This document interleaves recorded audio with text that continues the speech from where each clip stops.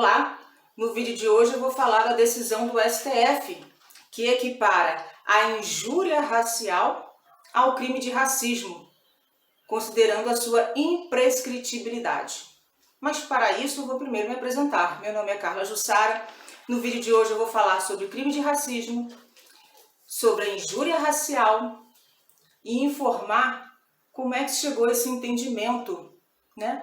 Equiparando o crime de injúria racial ao crime de racismo referente à sua imprescritibilidade. Então vamos lá, vamos ao conceito primeiro?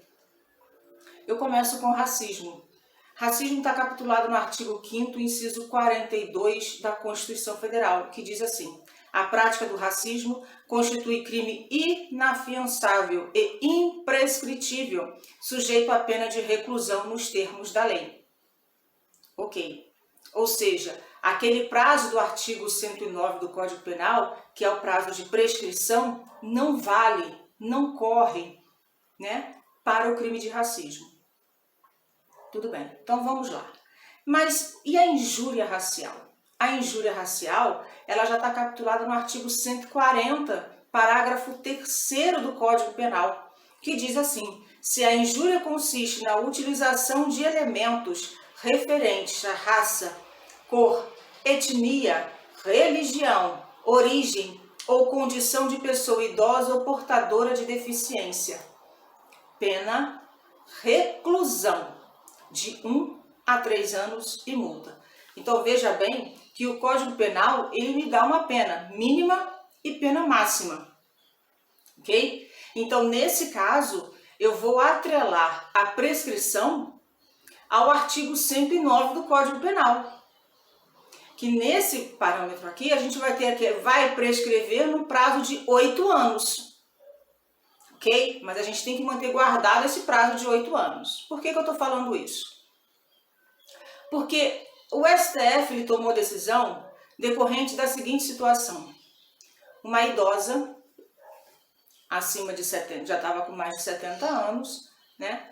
Foi condenada a uma pena de 1 ano e 10 dias multa. Pela seguinte frase a uma frentista de um posto de combustível, que ela diz o seguinte, abre aspas: negrinha, nojenta, ignorante e atrevida. A defesa ingressou com recurso e o STJ manteve a decisão. Então, cabendo agora a defesa entrar com habeas corpus no STF. Obviamente, o ministro, na época, né, deixou claro que realmente poderia ocorrer essa equiparação. Porém, o excelentíssimo ministro Alexandre de Moraes pediu vista ao processo. E aí ele veio se pronunciar agora.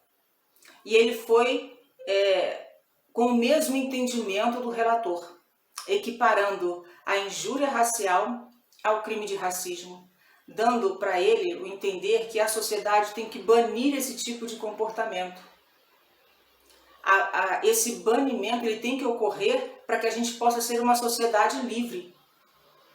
E que eu não posso atrelar uma vítima somente pela cor da pele.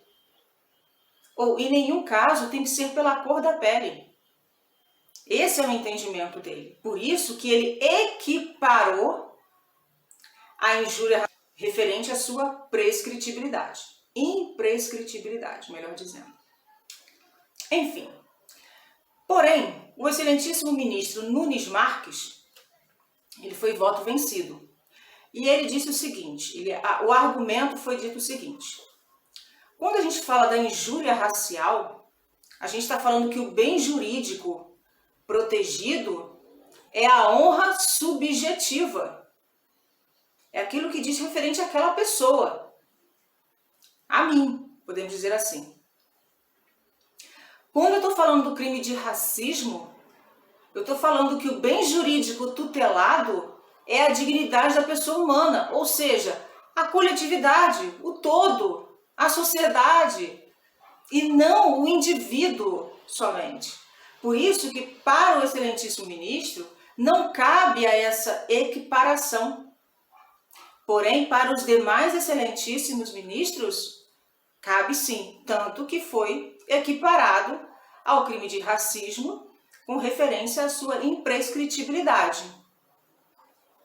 Por que eu falo isso? Porque a defesa também entrou com a solicitação do habeas corpus pedindo a extinção da punibilidade pela prescrição, visto que, de acordo com o artigo 115 do Código Penal, no momento da sentença, o autor do fato ter idade superior a 70 anos, que foi o caso, a prescrição corre pelo prazo pela metade. Ou seja, se eu tinha comentado antes que o prazo prescricional era de 8 anos, então, se ele pede pela prescrição do artigo 115, vai ter o prazo, então, de 4 anos.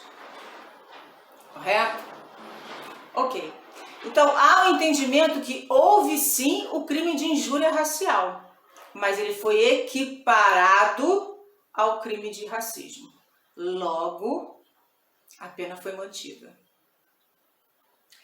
E nem o prazo prescricional reduzido à metade do artigo 115 do Código Penal foi levado em conta devido à sua equiparação referente à imprescritibilidade.